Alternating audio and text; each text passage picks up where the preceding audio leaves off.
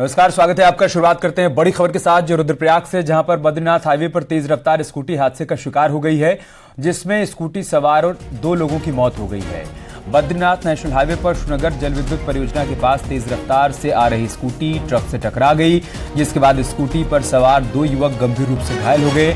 तत्काल पुलिस दोनों को इलाज के लिए 20 अस्पताल श्रीकोट लेकर गई, जहां डॉक्टर्स ने दोनों को मृत घोषित कर दिया। दर्दनाक हादसा हुआ है रुद्रप्रयाग में, जहां पर तेज रफ्तार ये स्कूटी ट्रक से टकराई है। स्कूटी सवार दोनों युवक गंभीर रूप से घायल हो गए।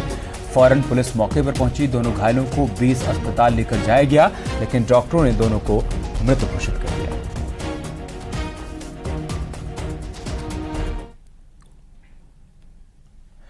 उधर जम्मू कश्मीर में गोली लगने से शहीद हुए गढ़वाल राइफल जवान दीपेंद्र सिंह रावत का पार्थिव शरीर आज पंचतत्व में विलीन हो गया।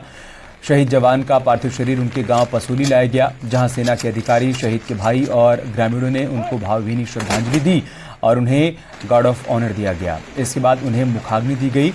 शहीद जवान पौड़ी जिले के बीरोखाल ब्लॉक के ग्राम पसूली का रहने वाला था। शहीद जवान दीपेंद्र अपने पीछे पत्नी और 3 साल के बेटे को छोड़ गए हैं। 1 हफ्ते पहले ही दीपेंद्र अपनी छुट्टी पूरी करने के बाद ड्यूटी पर गए थे, जहां गोली लगने से वो शहीद हो गए। उनका पार्थिव शरीर उनके गृह जिले में पहुंचा, जहां उनके गांव में ही घाट पर उनका अंतिम संस्कार किया गया और इसके साथ ही शहीद जवान दीपेंद्र पंचतत्व में विलीन हो गए।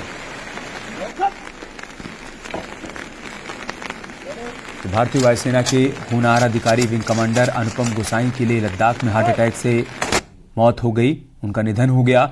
विंग कमांडर अनुपम राफेल के पहले टेक्निकल अधिकारी भी थे। जब फ्रांस में ट्रेनिंग लेकर आए थे, उनका पार्थिव शरीर वायुसेना के विशेष जहाज लेह से उनके देहरादून आवास लाया गया।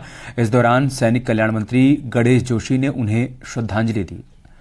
तो उत्तराखंड के 2 जवानों की शहादत हुई है, दोनों पंचतत्व में विलीन हो गए हैं।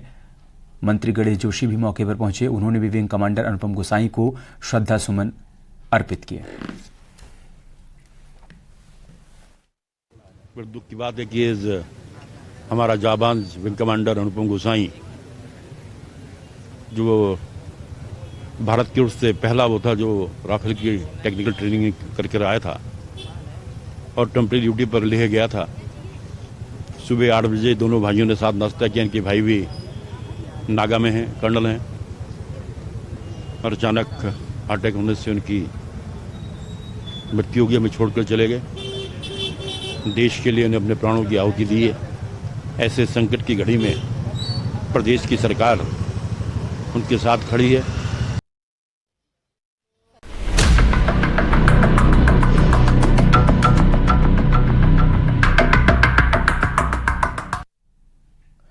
प्रदेश में पहाड़ से लेकर मैदान तक डेंगू ने अपने पैर पसारे, तो वहीं चिकनगुनिया ने भी दस्तक दे दी है। राज्य में डेंगू के 1000 से अधिक मामले अब तक सामने आ चुके हैं और डेंगू से अब तक 13 लोग अपनी जान गंवा चुके हैं। ऐसे में चिकनगुनिया की दस्तक से लोगों में डर का माहौल है। राजधानी देहरादून में 600 मामले अब तक सामने आए हैं, जिसमें 12 डेंगू मरीजों की जान चली गई है। ऐसे में अधिकारियों की छुट्टी भी रद्द कर दी गई है और स्वास्थ्य विभाग ने सभी अधिकारियों को फील्ड में रहकर काम करने के निर्देश भी दिए हैं। इसके साथ ही कई इलाकों में चिकनगुनिया के मामले भी देखने को मिल रहे हैं।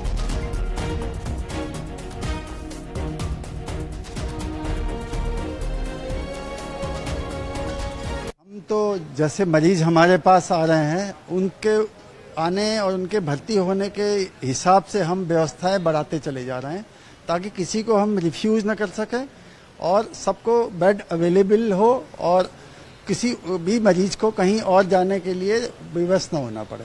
तो हम हर वार्ड को, जैसे हमारा वार्ड अभी ग्रेजुअली शुरू में 2 वार्ड थे, अब आज के डेट में 5 वार्ड हैं। उसी तरह से नंबर ऑफ बेड्स बढ़ गए हैं और ये सब डिपेंड करता है मरीजों की आने वाली संख्या पे, भर्ती होने वाले मरीजों की संख्या पे। प्रदेश में डेंगू का कहर जारी है और ऐसे में चिकनगुनिया ने भी अपनी दस्तक दे दिया, जिसके बाद लोगों में एक बार फिर डर का माहौल पैदा हो गया है। राजधानी देहरादून समेत प्रदेश में 1000 से ज्यादा डेंगू के मामले सामने आ चुके हैं और 13 लोग अभी तक अपनी जान भी डेंगू से गंवा चुके हैं। ऐसे में व्यवस्था की जा रही है कि जो डेंगू मरीज हैं या फिर जो चिकनगुनिया के मरीज हैं, उनको प्रॉपर इलाज दिया जा सके। इसके लिए सभी अधिकारियों को फील्ड में तैनात रहने के लिए भी कहा गया है और कहा गया है कि वो फील्ड में रह करके ही काम करें और इस पर डेंगू पर और चिकनगुनिया पर कंट्रोल करने की भी कोशिश करें। ऐसे में तमाम अधिकारियों की छुट्टी भी रद्द की गई है ताकि जो डेंगू के पेशेंट्स ज़्यादा बढ़ रहे हैं, ऐसे में डेंगू पर नियंत्रण किया जा सके। कैमरा पर्सन राकेश रावत के साथ विशाल गर्ग, न्यूज़ 18 देहरादून। राजधानी देहरादून में डेंगू का कहर सबसे ज्यादा है। हालात ये हो गए हैं कि सीएम ऑफिस में भी डेंगू ने दस्तक दे दी है। सीएम धामी के सहयोगी विश्वास डोभाल को डेंगू हो गया, जिन्हें देर रात दून अस्पताल में भर्ती करवाया गया। पिछले 2 दिनों से तेज बुखार से वो पीड़ित थे, जिसके बाद उन्हें फौरन अस्पताल में भर्ती कराया गया, जहां उनका इलाज चल रहा है। लगातार डेंगू के मामले बढ़ते चले जा रहे हैं। सबसे ज्यादा बुरा हाल राजधानी देहरादून में है, जहां पर अब तक 600 मामले सामने आ चुके हैं और 12 लोगों ने अपनी जान पे गंवा दी।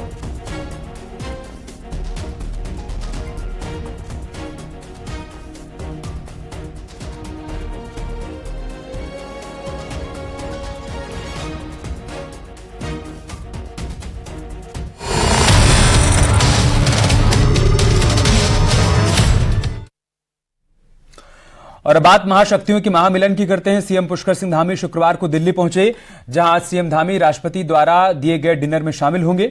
सीएम धामी ने कहा कि G20 का देश में आयोजित होना भारत के लिए गौरव का पल है।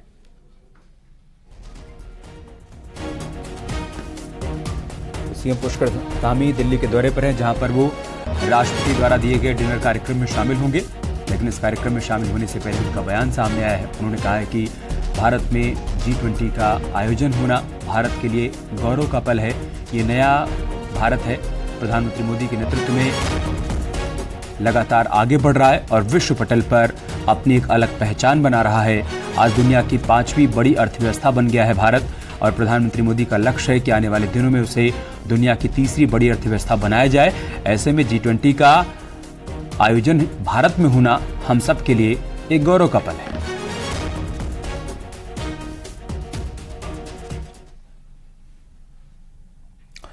और G20 क्राफ्ट बाजार में उत्तराखंड का भी स्टॉल लगा है। स्टॉल पर केदारनाथ और बद्रीनाथ की कलाकृति रखी गई है। इसके साथ ही कई उत्पादों के साथ बिच्छू घास की जैकेट की भी तारीफ हो रही है। स्टॉल में उत्तराखंड राज्य के हैंडलूम और हैंडीक्राफ्ट उत्पाद भी रखे गए हैं।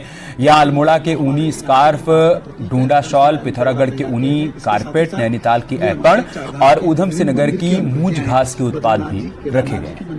ये भी हमने यहाँ पे शोकेस किए हैं।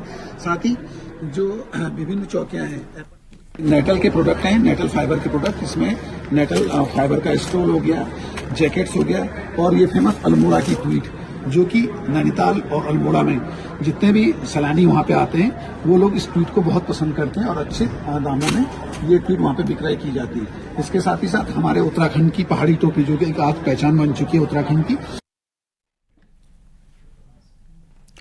और एक बड़ी खबर देहरादून से, जहां पर प्रधानमंत्री ग्राम सड़क योजना में बिना एनओसी 7 इंजीनियर्स के काम करने के मामले में अपडेट आया है। बता दें कि पीएमजीएसवाई चीफ समेत 7 इंजीनियर्स के पास एनओसी नहीं है। बावजूद इसके वो काम कर रहे हैं और अब तक एनओसी रिन्यू करने की कार्रवाई भी नहीं हो पाई है। इस मामले में सिंचाई मंत्री सतपाल महाराज का कहना है कि जांच करने के बाद इंजीनियर्स पर कार्रवाई की जाएगी।